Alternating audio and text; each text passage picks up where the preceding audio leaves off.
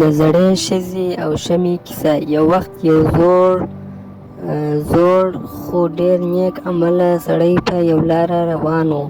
په لاره کې یې یو زړې ښځې ولیده چې یو شمعه یې په لاس کې نیولې وه. هغه د شمعې رڼا په ټوله کلي کې خپروله. سړي ورته وویل: مورجانې، ته ولې دومره زحمت باسې او دا شمعه په ټول کلي کې رڼا کوې؟ ته خو زړېږې او دا کار ستا لپاره ډېر ستونزمن دی.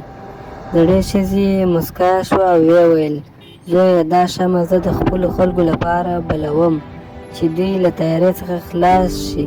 که څه هم زما عمر پای خواته روان دی، خو غواړم زما ژوند د نورو لپاره ګټه ولري. سړي دې خبرې ډېر اغېزمن کړ او ویې ویل: مورجانې، تا ما ته دا سبق راکړ چې تر اوسه مې هېڅ کتاب کې نه دی لوستلی.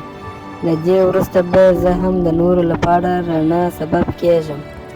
پند: لکه زړې ښځې په څېر د خپل ژوند هره لحظه داسې وکاروئ چې نورو لپاره ګټه او رڼا رامنځته کړئ، ځکه چې ژوند یوازې د ځان لپاره نه، بلکې د نورو لپاره هم ښکلی دی.